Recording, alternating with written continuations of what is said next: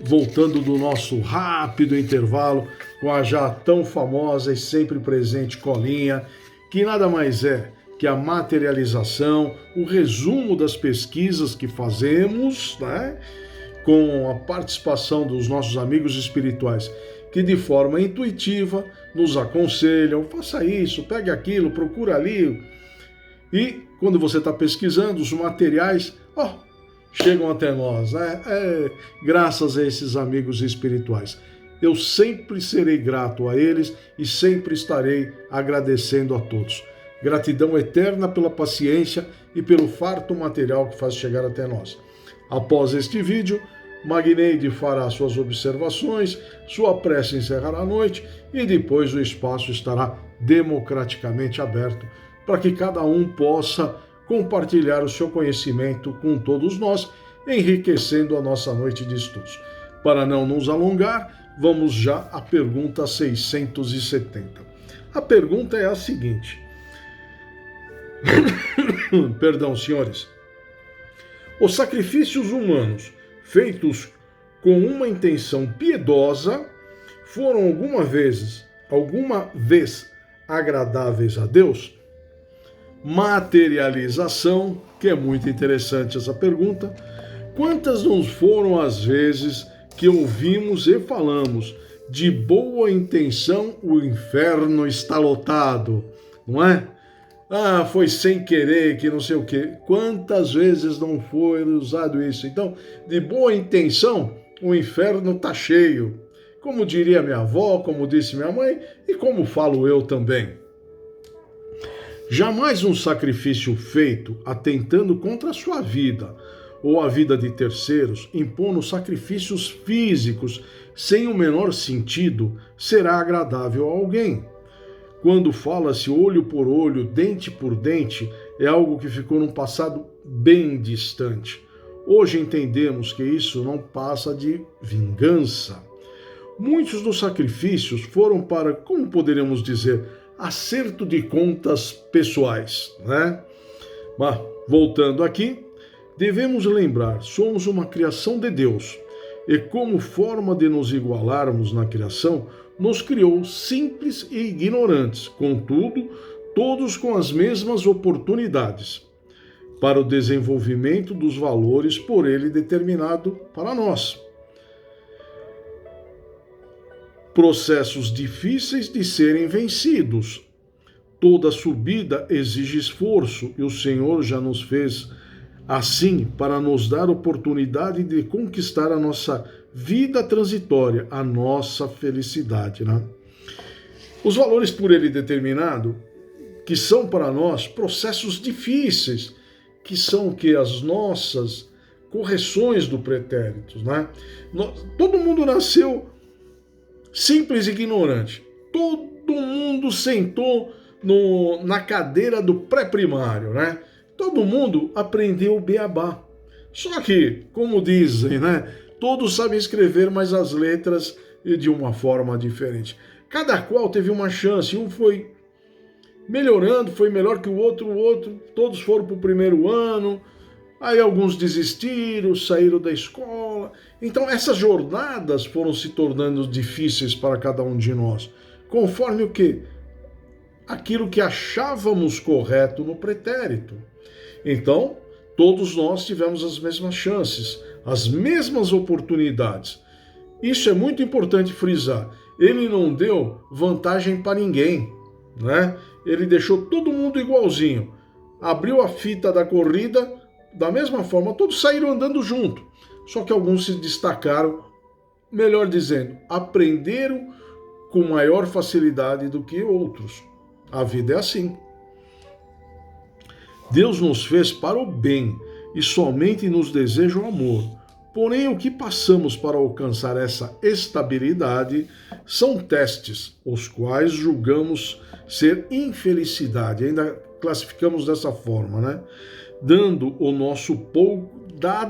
ao nosso pouco entendimento.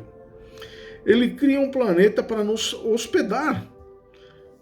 Os mais bravinhos coloca para nos hospedar, porque éramos os mais bravinhos lá atrás, né?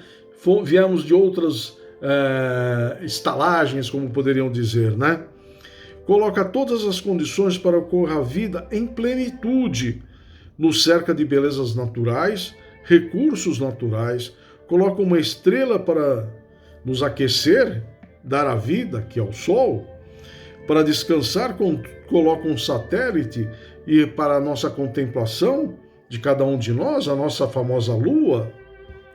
Ele manda seu Filho, por amor a todas as criaturas, para nos ensinar valores, o principal, o amor.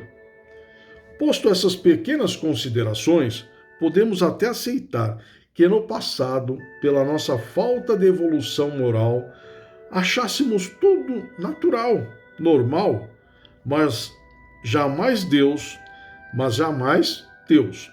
Ele só nos pede sejamos felizes, amemos aos nossos semelhantes, sem destruir o seu próximo e a si mesmo, e tudo que nos cerca.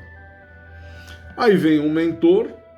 Quando usamos a expressão que Deus não quer isso ou aquilo, nos esquecemos de que Ele somente não quer o que não existe.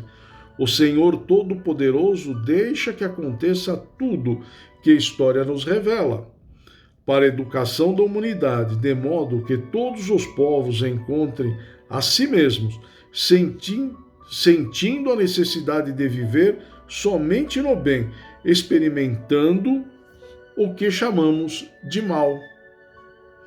Muito interessante essa observação do mentor. Para sentir o que é realmente bom, ele permite que o mal exista.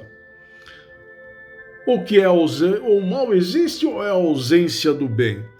Frase sem comprovação, mas atribuída a Albert Einstein. Mas independente da criação, muito bela. Mas alguns podem pensar, então, ele criou o mal? Não. Ele criou o nosso livre-arbítrio. O mau uso que fazemos inevitavelmente nos levará a cometer o mal. Como na pergunta, não tínhamos intenção, achávamos que era bom. Mas depois os resultados nos provam o contrário. Sabe aquela forma de chegar se a conta estava certa ou não, a prova dos 9? É mais ou menos isso que acontece com os resultados das nossas ações. Não é? Então, o mal existe ou é a ausência do bem? A ausência do bem causa o mal, Deus deixa que isso aconteça porque Ele nos dá o livre-arbítrio, concordam? E depois nós temos que corrigir, né? É aquela velha tese, né? O certo e o errado são relativos, né? Cada um tem o seu ponto de vista, cada um tem o seu certo, cada um tem o seu errado, mas o bem e o mal são inconfundíveis. O certo e o errado pode até ter alguma dúvida, mas o bem e o mal não. Em absoluto, quando está se praticando o mal, nós sabemos que aquilo faz mal, que aquilo está errado, né? Mas, enfim, todavia, entretanto, somos simples e ignorantes ainda. Nós, no passado não muito distante, passamos a sacrificar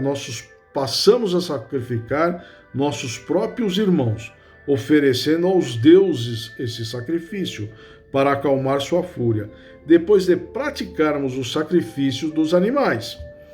Nossa inferioridade dizia que os deuses queriam sangue para acalmar a sua fúria. Quanta ignorância nossa, né? Correndo sangue, os deuses se acalmariam. Como ele poderia estar furioso se tudo o que acontece é com a permissão dele, de Deus? Com isso, o não matarás, estabelecido por lei, funciona na sua integralidade apenas para os espíritos já evoluídos, despertados e que trabalham com amor. Vamos colocar um pouco de polêmica aqui agora. Aos que não consomem carne. Olha que interessante. No livro dos médiuns, estudado e comentado pelo nosso companheiro Gino, o qual o nosso companheiro Gino nos instrui tem uma mensagem dada por Erasto, discípulo de Paulo de Tarso, no capítulo 12. Nos diz o seguinte: Deus colocou os animais ao vosso lado como auxiliares para vos alimentarem, para vos vestirem, para vos secundarem. Explicação dada. Se a carne precisa de carne, como fala Erasto, necessário é matar para comer. E encontramos esse ato por todo o reino animal. Os peixes alimentando-se de seus irmãos,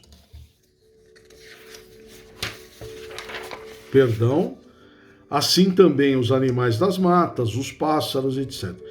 Quem ensinou o tigre a matar e comer a gazela? Quem ensinou ao gavião a caçar as aves indefesas para se alimentarem? É interessante, né? Então tá aqui tá dito aqui. O Gino ele vai chegar lá no capítulo 22 e aonde haverá essa mensagem do Erasto, discípulo de Paulo de Tarso, que os animais foram feitos para nos vestirem, nos auxiliarem e nos alimentar. Os que não comem carne não gostaram disso. Mas olha o que o mentor trouxe, que bacana, para corrigir tudo, colocar tudo no seu devido lugar. Se a carne já não te faz bem, é sinal de que deves deixá-la e amar mais os animais de modo a colocá-los como sendo os vossos irmãos, pois somos filhos do mesmo Pai.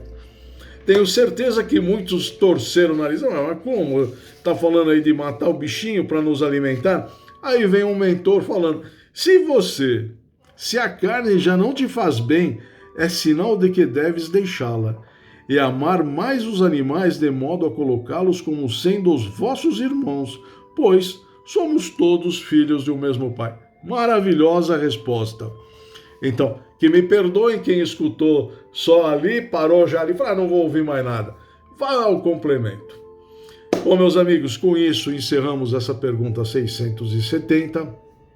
Como eu havia dito, a 671, ela nos fala sobre guerras santas.